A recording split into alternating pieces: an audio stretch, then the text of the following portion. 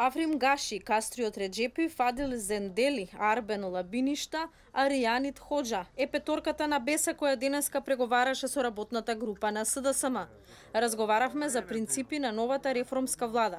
Кусо посредбата изјавија прво Гаши, па по него и Оливер Спасовски, по едночасовните разговори на Бихачка.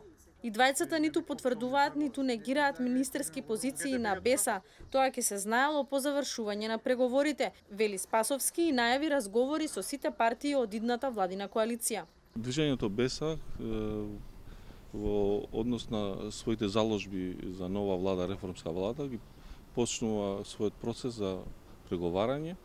Во овој првите преговори ни се за принципиелни основи. Разгледуваме можностите како што мислиме, како ја мислиме идната влада, ги разговараме само принципите. Преговорите продолжуваат и во наредните денови. Разговаравме начелно за принципите на основа на кои што треба да биде формирана идната реформска влада, принципите во однос на тоа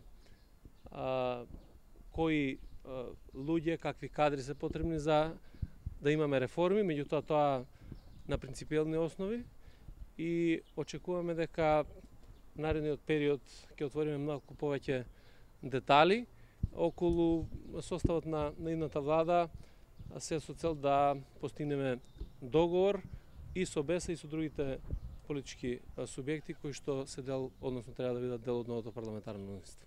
Во јавноста веќе се лицитира со имиња и партии како носители на ресорни министерства и важни директорски позиции во новата извршна власт. Министерството за правда да му припадне на Беса, за Гаши е шпекулација.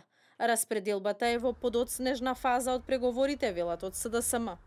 По интензивниот викенд се очекува и таква недела, со оглед дека Заев најави скоро формирање на влада. Од понеделник можна средба и со Алијансата на албанците, за кога лидерот Села пак најави пресконференција по неговото опоравување од настаните на 27 април. За неговата партија брифинзите се дека ќе го добие ресорот здравство. Вчера Заев оствари средба со Ахмети, пошто беше соопштено дека не се разговарало за распределба на министерските места, туку за приоритетите на новата влада.